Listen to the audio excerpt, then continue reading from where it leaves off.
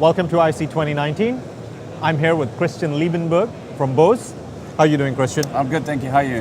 What's new at the stand for Bose at this IC? This year, it's a really big year for Bose. We have 50 plus SKUs considering all the accessories and things. We have a new range of flush mount and surface mount loudspeakers for background music. We have 5 new amplifiers, mid-range amplifiers. We have a new range of DSPs, extension to our control space, and an extension to our control space EX DSPs. We also have the Arena Match system, which has just come in, and the Arena Match utility. And that's kind of pretty much what we have this year. Yeah. A diverse range of products for a diverse range of applications. Absolutely. So, 10 years ago, when if you looked at our Bose catalog, it was very light, it was very thin. There was not much to attract customers, especially not consultants or even system integration companies. Fast forward to today, we have a real full range of indoor, outdoor loudspeakers, amplifiers, DSPs, controllers. It's a different company. And what kind of traction are these wider range of products getting globally and for Asia Pacific? What kind of verticals, what kind of applications are we looking at? I'm going to keep it high level because there's just so many fields that we're engaging in. Today we see activities happening in rental and staging markets. We see an engineered sound, large venues.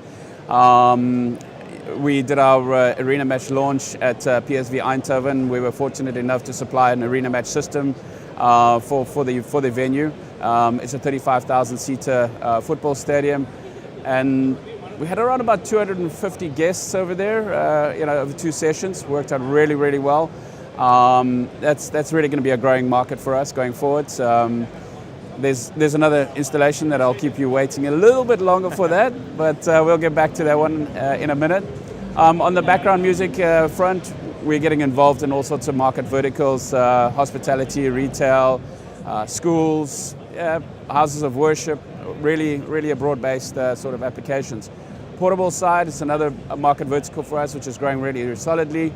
We started to get into more of a crossover type of portable products, not only for musicians. Of course, we still focus very heavily on the musician front, but certainly we're starting to look at a broader-based market, the home user, maybe the semi-professional, the aspiring musician, and of course, anybody that does any sort of conferencing, mobile work, something like that. They just need a little PA to carry around with them. That's kind of our focus right now in that segment. And then lastly, of course, but not least, is conferencing. It's a huge opportunity for us. We started around a year and a half ago, our first DSP into that marketplace. We've seen huge traction in that. Most markets around the world have started adopting audio and video conferencing as their sort of default instead of traveling. And we're really tapping into that now. So we've got really great solutions for large boardrooms, sort of mid-size meeting rooms, 6 to 12-seater boardrooms.